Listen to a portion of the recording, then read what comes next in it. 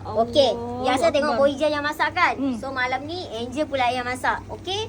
So Boyjan penat kerja dekat luar tu tengah settle barang-barang Dasul. Korang bayangkan kemah kita orang yang kat depan gudang tu hampir semua penuh dengan barang Sul. Sebab tu ni malam kita orang masih kerja, tapi sebelum habis kerja kita orang masak dulu. Kali ni Angel dengan Jaja masak, Jaja sebagai helper, Angel sebagai chef. Yeah. Cek. Yang paling penting, kenapa kita orang tak makan luar, tak beli kat luar walaupun mudah. Salah satu reasonnya, masak ni pada Angel dia lagi jimat dan kita selamatlah.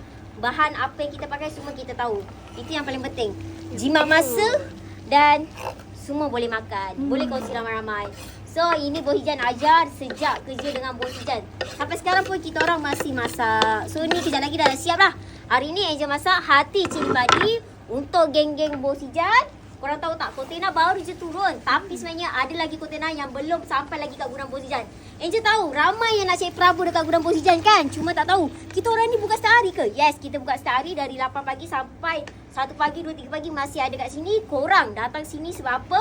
Kat sini banyak range rega, design pelbagai, boleh pilih yang mana paling kenal. Sebab tak semestinya design yang sama, harganya sama. Kat sini ada yang keistimewaannya. Bab kualiti, bab pattern macam-macam lah. Yang paling penting kita boleh cover seluruh semenanjung Malaysia.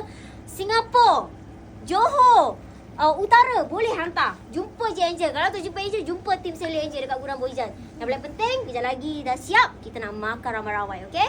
Gudang Boyjan. Alhamdulillah. Terima kasih Angel. Sama-sama.